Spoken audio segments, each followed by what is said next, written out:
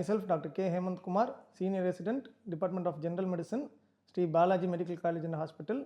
I have 4 years of teaching experience and 2 publications to my credit. So today we are going to look into the topic of infective endocarditis. So what is infective endocarditis? Again, it is an infection of the endocardial surface of the heart. So heart has 3 layers, right? Outermost layer is your epicardium, middle layer is your myocardium, and innermost layer is your endocardium. So when there is a breakage or a damage to the endocardial lining of your heart due to some infection, it is called as infective endocarditis, right? So the infective endocarditis is an infection of the endocardial surface of the heart, including the valves and the mural endocardium. What is mural endocardium? It is the surface of the endocardium which is not covering the valves. That is the non-valvular surface of the chambers of the heart, correct? So what is it characterized by? Infective endocarditis, as you would have already know, you would have heard multiple times the term of vegetations in case of an infective endocarditis. So what are these vegetations? These vegetations are nothing but these are accumulations of platelet and fibrin. So when there is a damage to the endocardial surface, the endocardial lining gets damaged, there is going to be aggregation of platelet. When there is an intact endocardial surface, the platelets can't get attached. When it gets damaged, there is going to be aggregation of platelets and there is going to be a fibrin deposition on top of that. This platelet fibrin deposition is going to get sometimes infected with microorganisms. When it is not infected, it is called as non-bacterial thromboemboli.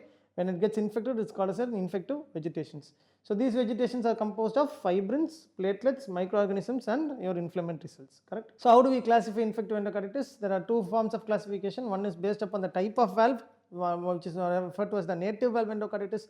Native valve means what valve we normally have. That is a natural valve which we have is called as a native valve endocarditis. If it is a prosthetic valve which has been placed inside us due to some reason, there is going to be a valvular replacement, there is going to be prosthetic valve placement, then if infection occurs in the prosthetic valve, it is called as prosthetic valve endocarditis. And the third thing is known as the device associated and the nosocomial endocarditis, which is an hospital acquired endocarditis, correct? So another mode of classification is going to be your acute endocarditis and the subacute endocarditis. Acute endocarditis is going to be your severe form of infection. That is there is going to be a rapid progressive infection, which will be an aggressive infection. The patients will be very sick and very severe infection, and these are usually caused by highly virulent organisms like Staph aureus, which is the most common organism causing your acute presentation. This acute endocarditis will affect even the normal valves, not like subacute, which is going to affect your already damaged valves. And these patients will have high mortality without giving an emergency treatment, right? So subacute endocarditis, as I already told you, it's going to be an insidious onset. It's going to occur over weeks to months. It's going to be not that much severe as compared to an acute endocarditis and affects previously damaged or abnormal valves. So the normal valves mostly subacute endocarditis organisms is not going to affect your normal valves. So what are the organisms causing subacute endocarditis? The most common organism is Streptococcus viridans, followed by your Hase group of organisms or enterococci, and these symptoms are going to be mild and specific. In fact, the symptoms of acute endocarditis are going to be very severe. The patient will have high grade fever with chills and night sweats, and there is going to be acute heart failure setting up in that patient. Okay, so this is your classification. Next we go into the epidemiology. How much is the incidence in these patients? So there is going to be 12 cases per lakh population per year. So then these infective endocarditis are most commonly seen in your elderly age group patients and patients who have received a prosthetic valve and and most commonly seen in IV drug abusers. And the most common organism which is going to be seen in IV drug abusers is your Staph aureus, correct? So etiology, again, what are the causative organisms causing this infective endocarditis? It is going to be the most common organism is your Staphylococcus aureus, and the most common root of Staphylococcus aureus is going to be your Staphylococcus aureus will be normally itself present in your skin flora. So when there is a cut in the skin, when there is any IV drug abusers using a non-sterile injection, again these organisms can easily enter your bloodstream, can easily cause your infection of heart, which is the infective endocarditis, correct? So what are the other organisms causing Streptococcus viridans? So how do we get Streptococcus viridans? Streptococcus viridans is your normal organisms present in your normal dental flora, that is your oral flora. When there is a dental procedure, following this dental procedure, there is going to be a patient developing a subacute endocarditis, correct? And enterococci is mostly seen with the genitourinary source. These are usually seen in your urinary tract infections. These are seen in your pyelonephritis. These are seen in your elderly patients getting catheter-induced infections. These infections are mostly caused by your enterococci, which can also come into the bloodstream, leading on to your infective endocarditis. And the other group of organisms are your Hase group of organisms. Then again Streptococcus gallolyticus, which is usually associated with colonic polyps, correct? So pathogenesis, what happens in a case of infective endocarditis? Again, I already told you there is an endocardial injury. When there is an injury, in that injured area there is going to be platelet aggregation, lot of platelets is going to get aggregated, and on top of that aggregation there is going to be fibrin deposition. This fibrin platelet deposition or a complex is referred to as the non-bacterial thromboemboli. When this complex gets infected with the microorganisms, it is called as infective vegetations, correct? Now these infective vegetations is obviously going to activate your immune response. Your immune system gets activated. There's going to be a lot release of neutrophils, your macrophages, and then there's going to be a lot of cytokine release, your interleukin 1, interleukin 6, your TNF alpha. These cytokines are again going to go and cause a lot of constitution symptoms, giving high grade fever, malaise, lethargy and all that. So what else can happen when these vegetations are seen? These are usually seen in your valves, correct? So the valves will get affected, and left sided valves get more commonly affected, like your mitral valve, your aortic valve, and followed by your tricuspid valve gets affected more commonly. Let's take an example. If there's a mitral valve getting affected, there's going to be vegetation surrounding your mitral valve, and due to continuous blood flow, there's going to be somewhat nipping of these vegetations, and these vegetations will come into these parts of small parts of these vegetations can come into the bloodstream. So when it's a right sided, and these parts of vegetations are referred to as the emboli, correct? When it is a non-infective emboli, or if it is infected by an organism, it is going to be your septic emboli. When it is a right-sided emboli, it is going to go into the pulmonary trunk, causing pulmonary embolism. When it is a left-sided emboli, it is going to go into the systemic circulation, causing a systemic emboli. So again, there is another issue where these vegetations, when they get broken off, they might get infected, right? So there can be infective vegetations which are referred to as septic emboli. This septic emboli will have antigen. Now our immune system will respond to it by producing antibodies. These antibodies will go and combine with these antigens, forming antigen-antibody complex, which are also referred to as the immune complexes. These immune complexes again can go into the systemic circulation and can get deposited anywhere in the system, causing immune complex deposition, correct? So what are the symptoms? Again, first is your constitution symptoms, which are most commonly due to your cytokine release, which can cause fever, and then which will be high grade fever associated with night sweats and chills. There's going to be fatigue, malaise, anorexia, weight loss, and due to this immune complex deposition, it can cause arthralgia and myalgia. These complexes can get deposited in the joints and can cause arthralgia. So what are the cardiac manifestations? As I already told you, the most common spot for these vegetations is the valves. So the valves will get slowly be eaten up by these vegetations. The microorganisms will be present. These immune complexes, the cytokines, all will cause slow destruction of the valves, which will result in valvular destruction, and the perivalvular area also will get destroyed slowly. So when there's a valvular destruction, there's obviously going to be backflow of the blood into the back chamber, right? So when there's going to be a mitral valve destruction, it's going to cause mitral regurgitation.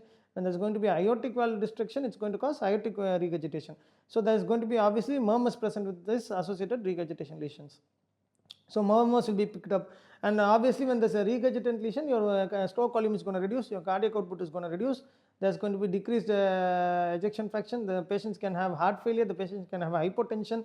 So all this can occur over the course of time, and it can be seen acutely in case of a Staph aureus infection. So there can be conduction abnormalities. Why? Because when there's a valvular destruction, the surrounding perivalvular area can also be affected, right? When there's a perivalvular destruction, the conduction system can also get affected, which can result in a lot of conduction blocks, AV blocks, and there can be paravalvular abscess formation also. So what are the vascular phenomenon? When this, again I already told you, when these vegetations get nipped off, it will become emboli, source of emboli. It can go and affect anywhere in the system, occluded in the pulmonary trunk, it's going to cause pulmonary embolism. So it can go into the system and cause embolic events, such as it can go and cause a splenic infarct, a splenic abscess, can go to the kidneys causing a renal infarct, can go to the brain causing an acute ischemic stroke, hemorrhages can occur, brain abscess can occur, can go to lungs, can cause lung abscess, lung infarct, and it can go to the extremities causing, it can go to the fingernails causing infarcts, causing splinter hemorrhages, linear streaks under the fingernails, and it can go into the palms and soles causing Janway lesions, which are painless erythematous lesions seen on the palms and soles. So this is about your vascular phenomenon. And tachya can also occur, which is usually seen in the conjunctiva or oral mucosa or even in the extremities. So what are the immunological phenomenon seen? So I already told you there's an immune complex deposition, right? So these deposition can occur anywhere. It can occur in the fingers, which are usually seen as oscillar nodes, which are painful nodes, which are usually tender subcutaneous nodules seen on the digits. And there are Raj spots. This immune complex gets deposited in the retina, it's going to cause Raj spots, which are seen as retinal hemorrhages with pale centers. And glomerulonephritis, most these immune complexes will go and get deposited in the kidneys, in the glomeruli, causing glomerulonephritis, which will result in the breakage of the glomerular membrane, resulting in a lot of leakage of the proteins and your RBCs into the urine. So which will be seen as a microscopic hematuria, proteinuria in the urine analysis, correct? So since these are immune complex depositions, obviously your rheumatoid factor is going to become positive. So what are the neurological manifestations? So what happens is your emboli can go to the brain, as I already told you, can cause acute ischemic stroke, can cause meningitis, brain abscess, seizures, and even peripheral neuropathies in subacute cases. So what are the renal manifestations? As I already told you, it can cause glomerulonephritis leading on to leakage of lot of proteins and your RBCs into the urine. So what are the musculoskeletal manifestations? There can be immune complex deposition in the bones as well. There can be septic emboli which can be coming and infecting the bones also, which is referred as the septic arthritis, correct? And there can be myalgia also seen in these patients. Spleen, obviously there is going to be splenic infarct, and in case of subacute infection there is going to be splenomegaly. There is going to be clubbing of fingers and toes, there is going to be anemia of chronic disease, and the acute phase reactants will obviously be elevated because it is a because the cytokines are getting released, right? So ESR-CRP will obviously be elevated. So how do we diagnose this condition of infective endocarditis? Diagnosis is different from investigations. Diagnosis, how you diagnose the condition based on clinical features and lab values. Investigations is just your blood culture and your echocardiogram and whatever.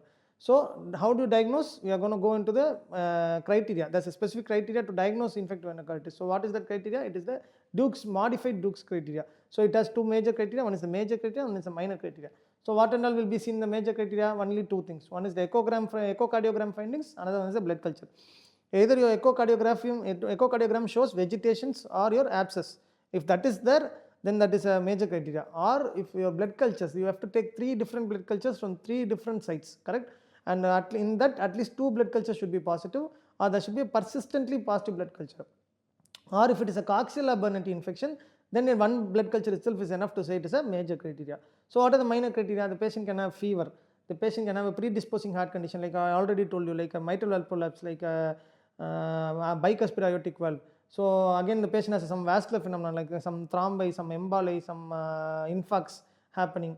Next to some immunological phenomenon, some immune complex deposition causing glomerulonephritis, oscillatory nodes, rot spots, and finally some positive blood culture which does not fit with the major criteria, like a single positive blood culture for Staph aureus will not fit into the major criteria, right? So that will come in the minor criteria. So how do you say it is a definitive infective endocarditis? So when there is a 2 major criteria, or when there is a 1 major criteria, 3 minor criteria, or when there is a 5 minor criteria, when these are present, you call it as a definitive infective endocarditis, correct? So what are the investigations? Your gold standard is going to be your echocardiogram. Your echocardiogram is going to tell us what is there in the heart. So there are 2 types of echocardiogram, transthoracic and transesophageal. Transthoracic is from doing it from outside, and transesophageal is an invasive method. So in this echocardiogram, you are going to find out if there is presence of any vegetations or abscess. That is one investigation, which is a standard investigation. Another investigation which you are going to rely on is your blood culture. Your blood culture will give you the organism, the growth of the organism. If it is an infective endocarditis, whatever is the growth of the organism, it will give you that organism. So you are going to again take 3 sets of blood culture separately, and you are going to find out the organism. And what other tests can be done? Routine tests can be done. CBC will show you leukocytosis, can show you anemia, your acute phase reactants will be elevated ESR-CRP, your urine analysis will show proteinuria, microscopic hematuria, and your RFT will show raised urea creatinine, and your X-rays will show you pericardial effusion, echo can show pericardial effusion, your X-ray can show lung abscess, some lung infection. Okay. So treatment, how do you treat these patients? So treatment is based upon the type of infection. If it is a type of valve which gets infected and the type of pathogen. So first is the empirical therapy, and always remember, never start your antibiotics before taking a culture. Always take culture first and then start your empirical antibiotics. So if it is a native valve subacute presentation, you are going to go with ampicillin plus gentamicin or a ceftriaxone. If it is a native valve acute presentation, it is going to be a very severe infection, you go with vancomycin plus cefepime.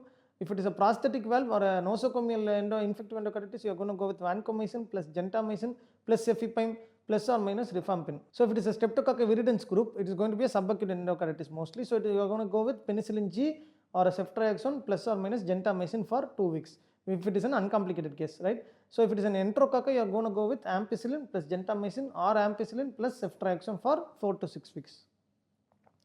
So if it is a Staph aureus which is an MSSA, you are going to go with nafcillin or oxacillin or a cefazolin for 6 weeks.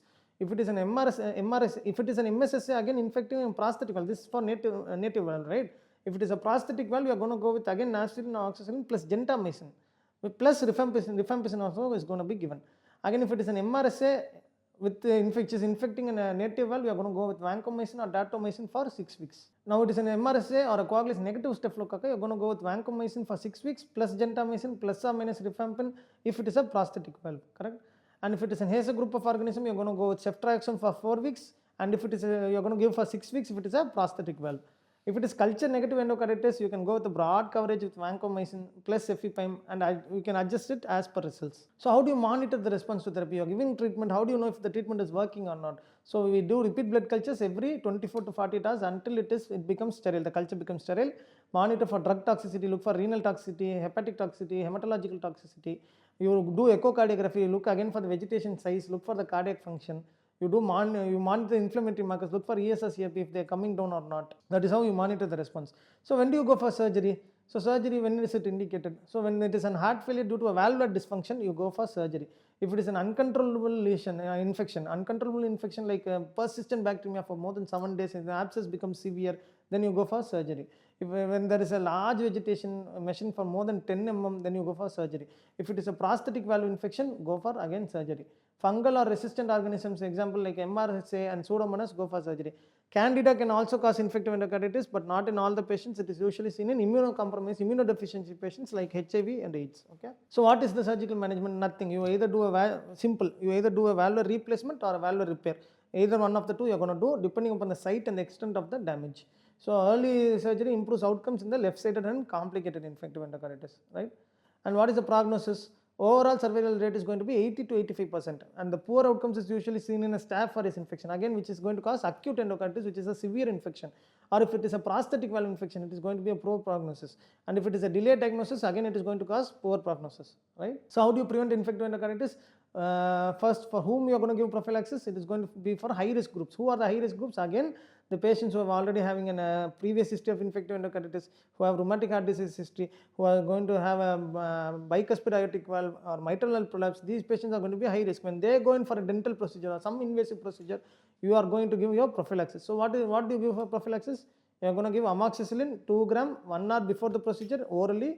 And for alternatives of penicillin, when there's a penicillin allergy, you can go for azithromycin and clindamycin. So this is all about infective endocarditis topic. Soon I'll meet you with another interesting topic.